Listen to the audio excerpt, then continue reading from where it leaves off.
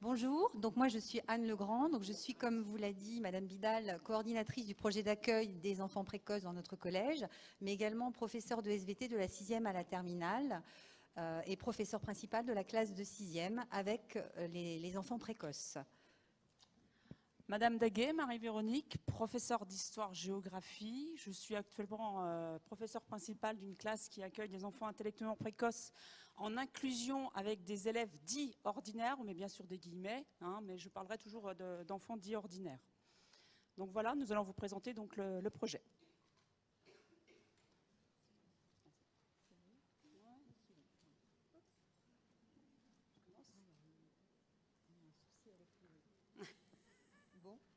Alors là, je suis un petit peu gênée parce qu'effectivement, il y a un souci avec la présentation puisque la présentation n'était pas la même. Alors peut-être la version n'est pas tout à fait la même et donc il aurait fallu faire un réajustement, j'en suis désolée. Alors nous avons fait un sommaire. Dans la première partie, nous allons vous présenter notre projet tel qu'il existe aujourd'hui et son évolution depuis 10 ans puisque nous accueillons ces enfants depuis 10 ans.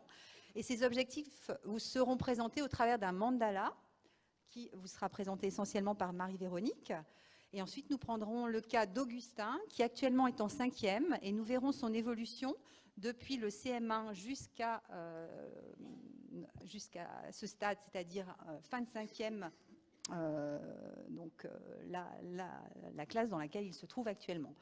Alors nous verrons évidemment au travers de son évolution ses points forts, ses points faibles, comment il a pu être détecté, mais également on verra que Augustin présente une véritable spécificité, d'où donc sa rupture à un moment donné avec le système scolaire et le fait que l'inclusion l'ait aidé, de même que tout un partenariat, comme on le verra, au travers de sa scolarité, à rester en milieu scolaire et à s'épanouir au mieux. Donc, je vais présenter sous forme de carte mentale. Donc, j'étais toute contente ce matin d'entendre parler de carte heuristique ou carte mentale. Et cette carte mentale, elle est sous forme de mandala. Parce que nous pouvons aussi, il y a les cartes heuristiques, mais aussi les mandalas. Donc, en fait, un enfant intellectuellement précoce dans notre établissement, nous l'avons appelé de l'exclusion à l'inclusion, puisqu'en même temps, il y aura bien sûr le parallèle de l'étude de cas de Valentin. Alors, pour nous, dans un premier temps, c'est bien sûr accueillir l'enfant et accueillir la famille. Alors le premier contact, généralement, se fait bien sûr aux portes ouvertes. Vous savez, on reconnaît très vite je dirais pas les parents d'enfants intellectuellement précoces, mais plutôt l'enfant précoce qui va courir dans les couloirs, qui va s'intéresser à notre ordinateur, qui va s'intéresser à tout sauf en fait à ce que on peut lui proposer comme affichage, etc. Donc on les repère très vite. Et généralement, les parents viennent très vite vers nous pour connaître un petit peu ce projet. Donc, dans un premier temps, nous demandons un entretien. L'entretien donc se déroule généralement sur 1 heure, voire 2 heures. Donc, on écoute l'enfant, on écoute toute son histoire. Et quelquefois, c'est très émouvant parce qu'il parle beaucoup. Eh bien, qu'il n'était pas, parce que là, comme on est en collège, qu'en primaire, ça se passait mal, qu'il était dans le fond de la classe, qu'il avait toujours droit tourner dans la cour pour qu'il se défoule un petit peu plutôt que d'être en cours. On écoute aussi les parents parce que les parents, généralement, on le voit dans leur regard, ils ne savent plus quoi faire quelquefois. Le diagnostic n'est pas encore posé, même si on le demande assez rapidement, parce que pour rentrer dans le dit dispositif de notre établissement, on demande à ce que le diagnostic soit déjà posé. D'accord ? Alors là, on dit problème, c'est dommage, problème de mise en page aussi. Donc on demande à l'enfant, tout comme aux parents, d'adhérer au projet parce qu'on pense que c'est important. Et quelquefois ça arrive, j'en ai parlé avec un intervenant, là ça arrive quelquevefois que l'enfant sorte du projet. Bon, pour nous, évidemment, c'est un échec. Pour les parents, bon, c'est une remise en cause, c'est une relecture un petit peu du projet de vie de leur enfant. Mais ça arrive parfois. Mais heureusement, on a de belles réussites. Donc, ce que l'on fait aussi en premier lieu, donc, puisque je vous ai dit que c'était dans l'inclusion, on fait tout de suite des sorties d'intégration avec les enfants dits ordinaires, avec les élèves dits ordinaires, dès la 6e. Et donc, pour nous, dès la 6e, il faut absolument qu'ils vivent l'inclusion pour qu'ils, en fait, soient acceptés par les enfants dits ordinaires, que les enfants dits ordinaires, dans un premier temps, il n'y a pas d'étiquette, il n'y a rien, il n'y a pas de stigmatisation ni rien. C'est un enfant lambda, c'est un enfant qui joue, c'est un enfant qui va courir. Et donc, en fait, on fait ces sorties d'intégration dans le sens du jeu. Alors, cette sortie d'intégration, notamment en 6e, a lieu très rapidement, puisque dès la deuxième semaine de septembre, et elle est basée sur une journée complète, au cours de laquelle les élèves vont vivre ensemble en inclusion dans la classe d'une part, donc avec les enfants intellectuellement précoces et les enfants dits ordinaires, et de même avec une autre classe, et souvent je prends la classe à profil dyslexique, puisque nous avons aussi un autre projet avec tous les projets 10, dont beaucoup d'enfants dyslexiques. Alors cette journée a pour but de bien vivre ensemble, de partager beaucoup de choses au cours de travaux qui se réalisent essentiellement en SVT, puisqu'à chaque fois que je fais un projet, c'est effectivement basé sur la SVT d'une part, mais aussi d'autres matières, à savoir une course d'orientation l'après-midi, avec un pique-nique très convivial où les parents sont invités le midi. Ah oui, pardon, j'ai oublié aussi de parler d'une deuxième inclusion et sortie qui est très importante aussi, qui se fait tous les 2 ans, qui est un grand voyage juste avant les vacances de Toussaint en Angleterre d'une semaine, où nous partons là également les 2 classes 6e, 5e en inclusion de classes qui accueillent les enfants intellectuellement précoces. Et là aussi, c'est une semaine au cours de laquelle plusieurs disciplines vont entrer en jeu, où les élèves sont acteurs, on en reparlera tout à l'heure, et où le bien vivre ensemble est vraiment bien mis en valeur. Alors, le deuxième point, c'est bien sûr accompagner. Donc, d'abord, accompagner les parents. Donc, nous proposons régulièrement des réunions, un peu le style café philo, si vous voulez. La première réunion en 6e, elle est fort intéressante parce que les parents sont soulagés de s'apercevoir que d'autres parents ont les mêmes soucis, ont le même questionnement, la même vie quotidienne avec des enfants intellectuellement précoces. C'est d'autant plus un grand soulagement pour les parents notamment qui n'ont pas forcément le profil EIP et qui ont encore plus de mal à comprendre leur enfant qui est intellectuellement précoce. Donc on est toujours à l'écoute. Alors donc nous on fonctionne énormément par mail, on est très très réactif, c'est-à-dire que dès que les parents ont un souci à la maison, qu'ils ressentent le besoin de l'exprimer, ou qu'un enfant a un souci avec un professeur lambda ou avec un éducateur, eh bien on est très réactif et dès le lendemain on fait en sorte que le problème soit résolu ou en tout cas qu'il soit en marge de résolution. J'insiste aussi de donner aussi tout ce qui est positif, bien évidemment. Oui, bien et sûr. Ça rassure beaucoup les parents de dire que des efforts ont été faits, soit dans le domaine des apprentissages, soit dans le domaine du savoir-vivre. Alors, accompagner un enfant intellectuellement précoce, pour nous aussi, c'est bien sûr travailler avec tous les partenaires extérieurs qui sont certainement dans la salle. Bon, il est vrai qu'on travaille beaucoup avec les partenaires extérieurs du domaine médical, en l'occurrence, bien sûr, les psychologues, mais aussi les ergothérapeutes, les orthophonistes. Bon, on a découvert le travail avec l'orthopsie. Pour nous, pourtant, on a fait beaucoup de formations, mais ça a été une révélation pour nous. Donc, on va creuser un petit peu de ce côté-là. Et puis, bien sûr, donc l'équipe pédagogique. Je pense que là, le travail il est très important. Donc, on a une concertation bimensuelle.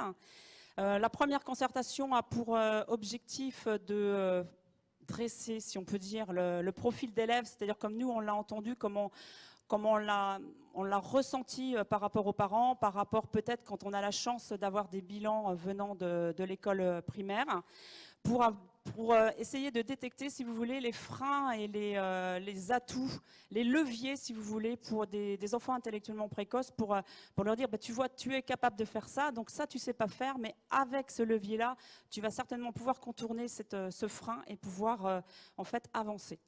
Donc, une équipe pédagogique qui est formée, ou en tout cas sensibilisée aux enfants intellectuellement précoces. La première chose que l'on dit à notre chef d'établissement et nous-mêmes, c'est, j'ai entendu beaucoup tolérer, le verbe tolérer. Nous, on demande d'accepter. Parce qu'à partir du moment qu'il y a la tolérance, il y a déjà une nuance de saturation possible. Le fait d'accepter qu'un enfant va lire alors que vous faites cours, d'accepter qu'il dessine, ce sera beaucoup plus facile pour l'équipe pédagogique de voir que l'enfant est certes différent, mais comme on l'a accepté, c'est beaucoup plus facile de continuer le déroulé du cours, pour nous. Alors, autre point, bien sûr, c'est apprendre autrement. Alors là, on est justement, c'est le lien que je dis de accepter. Alors, on accepte beaucoup de choses. Moi, la première expérience, je suis professeur d'histoire-géographie, première fois que je fais une évaluation sur monarchie et république. J'ai vu qu'il y avait un professeur d'historiographie. Première définition de monarchie, tais-toi. Il m'avait écrit ça. Et puis pour république, cause toujours. Je vous avoue que quand j'ai lu la première évaluation, je me suis dit, mais je suis où? Je suis où? Puis j'ai dit, mais oui, mais bien sûr, en fait, il a tout compris, sauf qu'il ne l'a pas verbalisé, il ne l'a pas rédigé. Donc bien sûr, après, j'ai fait tout un travail avec lui pour lui expliquer que lors d'un brevet des collèges, c'est un petit peu compliqué, bien sûr. Mais vous voyez, voilà, je pense qu'on est vraiment dans l'enseignement avec des enfants intellectuellement précoces. Alors, pédagogie de projet essentiellement en 6e et 5e, avec des sorties pédagogiques, désolé pour le S qui est encore en dessous, il était beau mon mandala, mais bon, alors tu expliques. Alors, au niveau des sorties pédagogiques, effectivement, la pédagogie de projet, en 6e notamment, est basée sur des sorties 2 à 3 par période, d'une demi-journée à une semaine. Je vous ai parlé tout à l'heure du voyage en Angleterre, donc la première sortie également, la sortie d'intégration. Alors, ces petits projets, donc en fait, ça permet aux élèves d'être acteurs de leur savoir et de leur savoir-faire, par le biais d'un partage de compétences, et de, en fait, aboutir à une production qui sera soit un exposé sous forme diaporama, soit un reportage, soit une démarche d'investigation, soit un petit journal, un article. Donc, c'est très, très divers.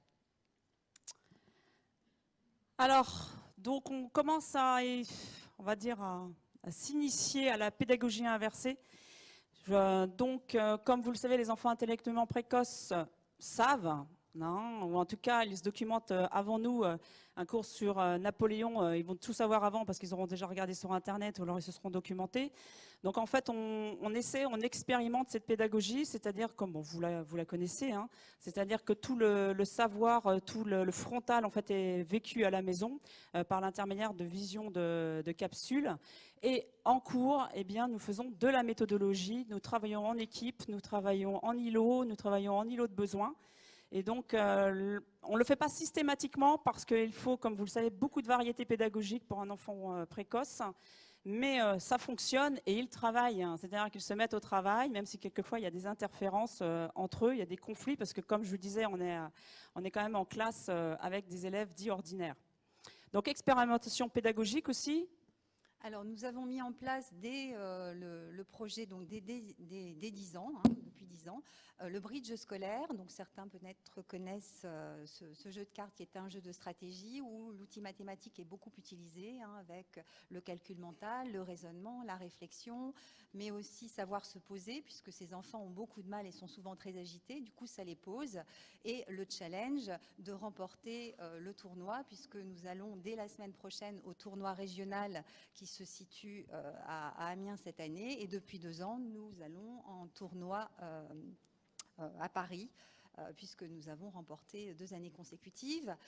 Également, toujours dans ces expérimentations, nous avons aussi la notion toujours de challenge au niveau des petits projets qui sont réalisés en 6e, avec un trophée à la clé qui est remis pour le groupe ou le binôme ou le trinôme qui remporte le projet du groupe classe.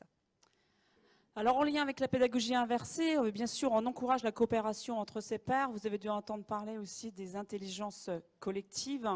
C'est-à-dire qu'en fait, on a compris qu'un enfant intellectuellement précoce va apporter la curiosité, va apporter la spontanéité, et à l'inverse, un élève dit ordinaire va plutôt apporter la rigueur, la méthodologie. Nous allons souvent le dialogue classique, un enfant IP qui va me dire « mais madame, je ne comprends pas, moi je suis un télo et puis j'ai 8 sur 20 et puis lui, vous avez vu, il accède ». Je dis « oui, la seule différence, c'est que lui a démontré, lui a de la rigueur, lui il a rédigé, toi tu m'as juste donné la réponse ». Et à partir de ce moment-là, il y a une complémentarité, il y a un tutorat, comme la jeune fille disait. Et ça, je trouve que c'est très, très, très riche. Et à partir de là, tout ça, on voit déjà les fruits de cette coopération, de cette collaboration entre les élèves ordinaires et les élèves donc intellectuellement précoces.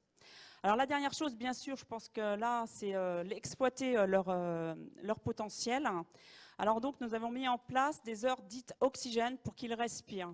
Un cerveau d'un enfant précoce, il y en a un qui m'a dit « Madame, en fait, mon cerveau, il fonctionne tout le temps. J'aimerais bien avoir un ventilateur de temps en temps parce que je cogite en permanence, même la nuit. Donc, je ne dors pas, etc. » Et puis tous les symptômes qu'on peut connaître chez un enfant précoce.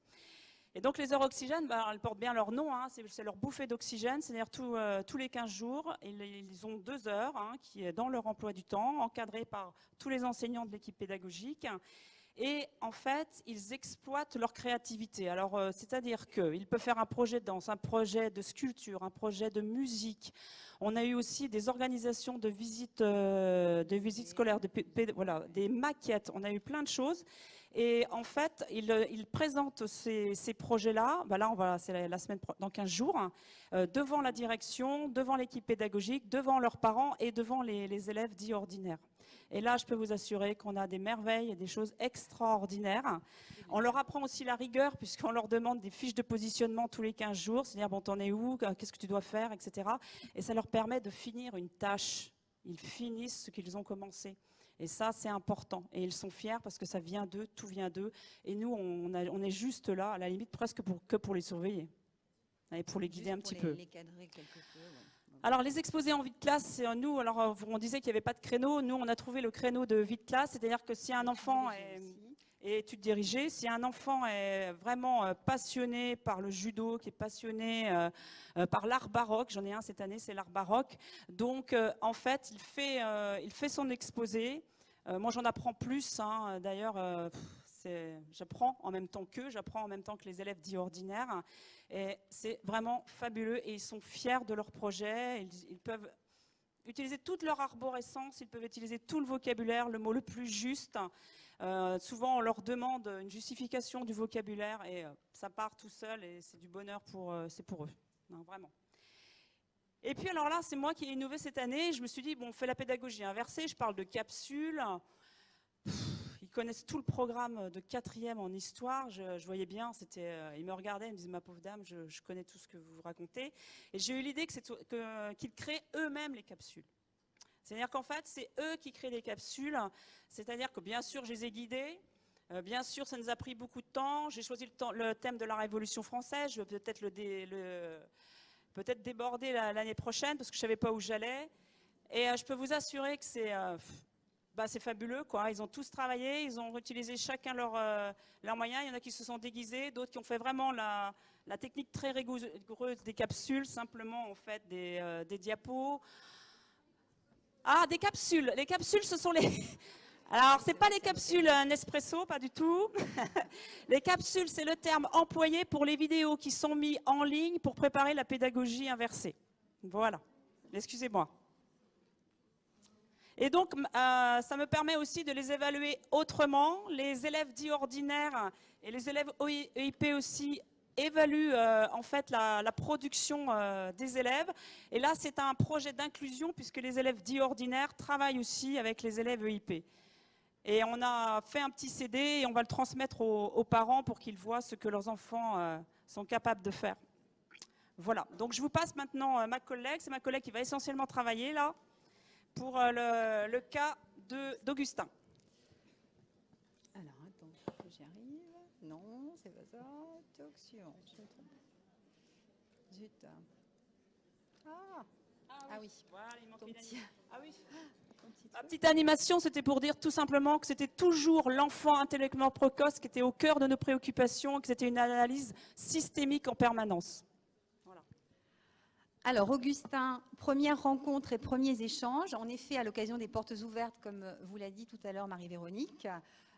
Donc là, grande suspicion de la précocité, puisque Augustin courait partout, très intéressé par tout ce qui était ludique, toutes les activités périéducatives, un bon verbal déjà au niveau des échanges, les parents très démunis parce que Augustin, très difficile à l'école primaire. De ce fait, les parents font passer à Augustin le test psychométrique au niveau d'une psychologue clinicienne. Et le niveau se révèle bien sûr très très supérieur, avec au-dessus de 140, 145 quasiment à tous les niveaux. Donc suite à cela, bien sûr, vient l'entretien personnalisé dont on a parlé tout à l'heure, où j'ai à peu près presque passé 2 heures, hein, tellement donc les questions étaient... Augustin était très demandeur, et de même que ses parents, hein, pour connaître un petit peu les modalités du projet, mais aussi pour savoir comment fonctionnait Augustin, quels étaient ses points faibles, ses points forts, et comment il fonctionnait jusque-là. Donc en ressort ce premier bilan, avant la 6e, il était donc en CM1 à l'époque, ce qui fait qu'il va sauter avec l'accord du psychologue et bien sûr de l'équipe enseignante de l'école primaire, puisque jamais nous ne choisissons évidemment de faire un saut de classe nous-mêmes. Il faut bien sûr l'accord des parents, du personnel médical et de l'équipe enseignante. Alors, il était à l'époque scolarisé domicilié en milieu rural, plus précisément en Thiérache.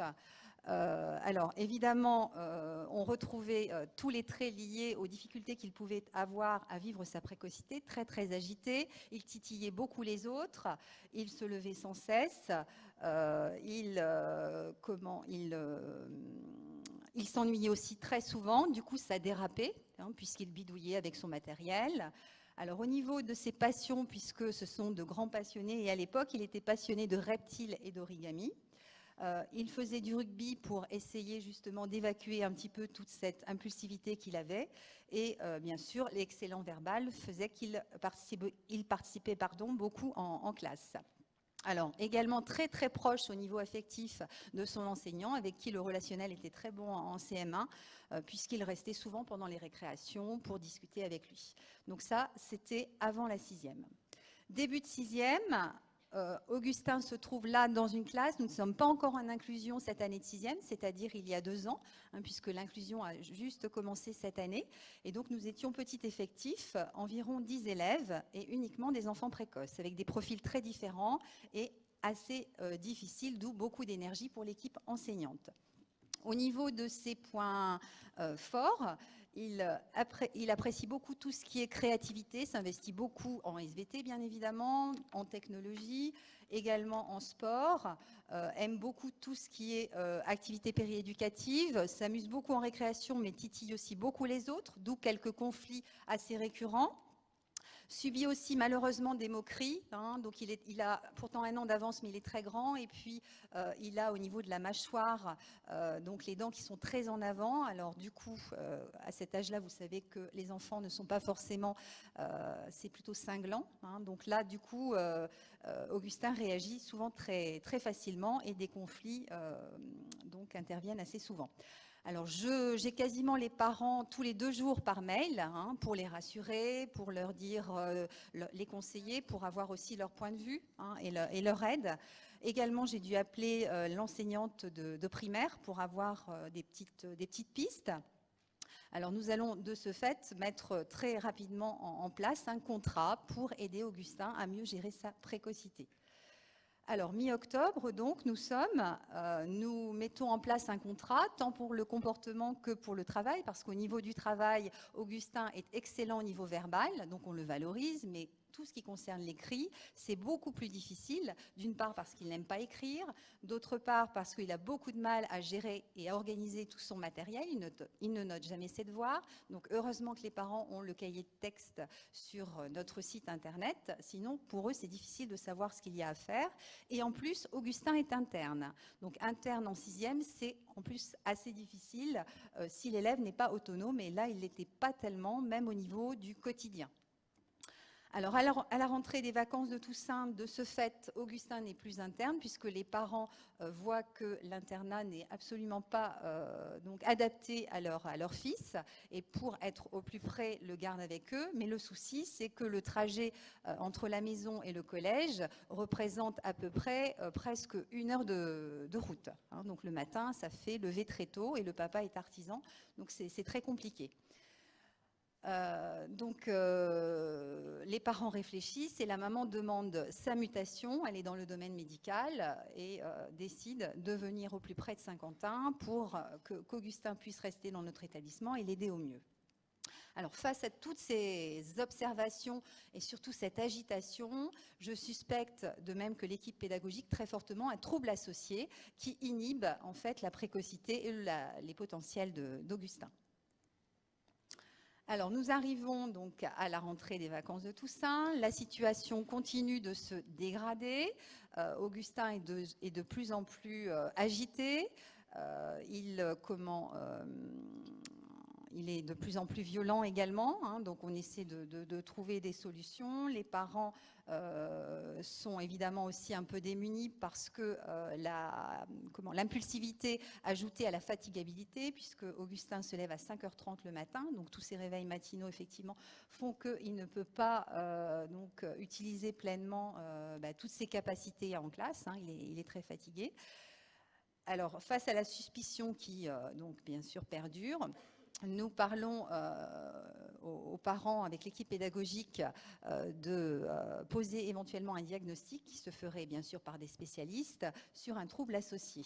De ce fait, la psychologue scolaire rencontre Augustin et effectivement, elle aussi voit bien qu'il y a un trouble au niveau de la concentration, du manque d'attention et peut-être, de ce fait, le TDA.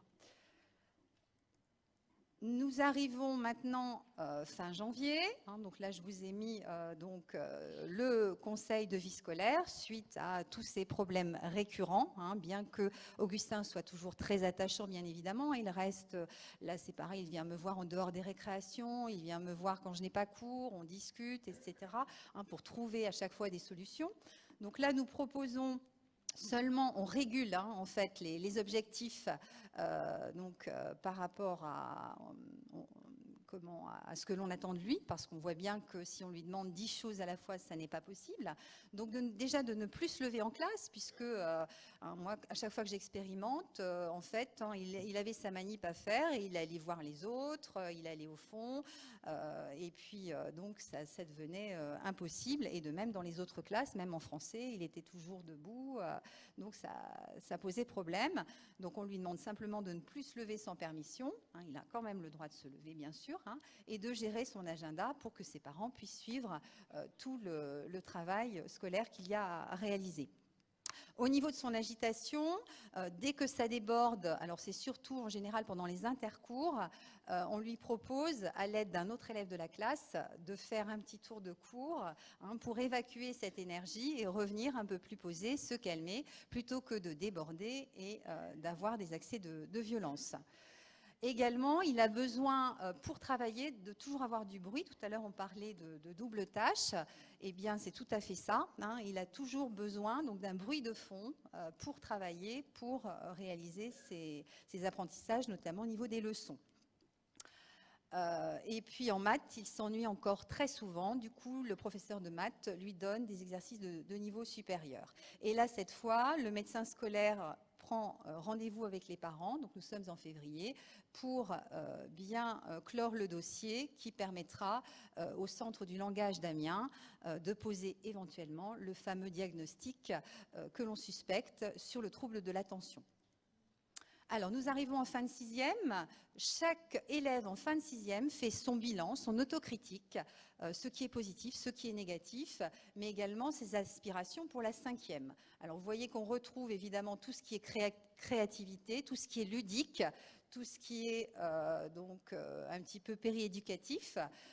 Ce qu'il n'aime toujours pas, c'est bien sûr copier, hein, problème avec la graphie, pas assez de bridge parce qu'il est passionné. Alors là, peut-être qu'il va remporter le tournoi parce qu'il est vraiment bien parti pour cela. Ce qu'il attend, c'est de faire de nouvelles choses, avec le latin par exemple, la science physique, également avoir plus de bridge, et puis plus de difficultés et moins copier. Du côté de l'équipe éducative, on retrouve des convergences avec évidemment les problèmes de gestion du matériel et d'organisation, ici. Et ce qui est positif, c'est toujours l'aspect créatif, le bon verbal. Donc évidemment, on veut éviter la rupture, hein, donc on essaie toujours de le valoriser par essentiellement l'oral. Et puis on lui demande un petit peu de soigner son écriture. Alors, début de cinquième de cette année, nous retrouvons les mêmes choses, si ce n'est que nous passons en inclusion. Alors, l'inclusion fait que les comportements sont moins explosifs, puisqu'ils sont obligés de se poser par rapport aux élèves dits ordinaires. Alors, on a la persistance, bien sûr, des difficultés et des règles de savoir-vivre ensemble. La prise de notes n'est pas encore non plus très bien gérée. Par contre, tout ce qui est créativité, avec le début des heures oxygène, hein, là, il peut exprimer toute sa créativité, donc il s'éclate, entre guillemets, hein, et intérêt pour les matières expérimentales. Alors là, la goutte d'eau qui va faire déborder le vase, la voici. Il s'agit du voyage en Angleterre, donc nous avons réalisé cette année en octobre. Et là, Augustin est dans un tel état de, je dirais, de fatigue peut-être, et puis d'impulsivité, que à la fin du voyage, il y a des violences physiques telles qu'on n'arrive plus, moi et mon collègue d'anglais, qui est pourtant qui a une certaine stature, à maîtriser Augustin, qui arrive à me mettre à terre, hein, tellement. Donc là, je me pose beaucoup de questions. Je me dis, est-ce qu'on peut continuer, etc. Donc du coup, j'ai quand même une lueur d'espoir puisque le rendez-vous est bien posé en novembre au Centre du langage avec le professeur qui va faire le diagnostic. Alors bien sûr, suite aux incidents du voyage, il est en conseil de discipline et le conseil décide d'une exclusion de 5 jours. Alors c'est difficile pour nous, c'est difficile pour lui aussi parce qu'on sait très bien qu'il y a quelque chose derrière. Et alors, quand je reçois le diagnostic du centre qui me dit c'est bien un trouble de l'attention avec hyperactivité, je suis quelque part soulagée. Et surtout, lorsque Augustin nous revient 8 jours plus tard, totalement métamorphosé, à partir d'un traitement médical d'une part, donc médicamenteux, et puis également d'un suivi psychologique, donc à peu près 2 fois par mois. Mais c'est une métamorphose totale, hein. Donc moi, l'équipe éducative, les éducateurs, la direction, les personnes bénévoles du Bridge, enfin pour nous c'est vraiment extraordinaire. Donc pour moi c'est vraiment une réussite. C'est pour ça que j'ai voulu prendre ce cas, même si on a eu d'autres cas, hein, mais vraiment ça me tient beaucoup à cœur. Alors, si je résume le parcours d'Augustin pour lui permettre évidemment de réussir et de s'épanouir au mieux avec sa précocité et son trouble associé, c'est d'être attentif au niveau de toute l'équipe à ce qu'il a d'unique, bien évidemment, à savoir cette forte précocité qu'il va pouvoir exploiter tout en tenant compte de son trouble associé, lui donner la possibilité d'offrir ce qu'il a de meilleur, hein, en exploitant le mieux sa créativité, en utilisant aussi son côté relationnel, son verbal, il adore faire les exposés. L'aider à appréhender l'apprentissage de la vie sociale. Alors, il a maintenant des amis, il n'avait aucun ami donc en 6e, hein, et là en 5e, il retrouve les mêmes pourtant élèves, pour certains précoces, qu'en 6e, et ils sont vraiment très copains, ils se reçoivent. Il n'était jamais invité à aucun anniversaire jusque-là, et là, ça y est, c'est le déclic. Tenir compte des différentes dimensions de sa personne humaine, hein, notamment le côté relationnel, exprimer son verbal. Alors, nous arrivons en fin de 5e et là, comme pour tous les élèves, nous faisons le bilan et en fonction en fait des bilans que nous allons avoir tant au niveau des savoirs, savoir-faire, savoir-vivre, nous mettrons en place pour la classe de 4e soit un plan d'accompagnement personnalisé, soit un PPRE et donc on vous a entendu parler de PP EIP, donc finalement c'est plus adapté effectivement. Ça dépendra un petit peu de ses besoins, s'ils sont plus ciblés au niveau du comportement ou bien de ses apprentissages. Donc si je conclus, je dirais que la réussite d'Augustin est le fruit d'un travail d'équipe qui a duré presque 3 ans là, hein, puisque alors avec les parents d'une part, hein, qui étaient toujours à l'écoute, très réactifs, l'équipe éducative qui a dépensé beaucoup d'énergie, hein, sur les 2 années, 6e, 5e. Le groupe classe aussi, qui a dû comprendre un petit peu le profil et parfois, il a fallu faire des adaptations pour Augustin, qu'il a fallu expliquer et justifier. Et enfin, bien sûr, le personnel médical. Hein, je suis désolée pour la présentation qui n'était pas du tout celle-là. Hein. Excusez-moi. Voilà.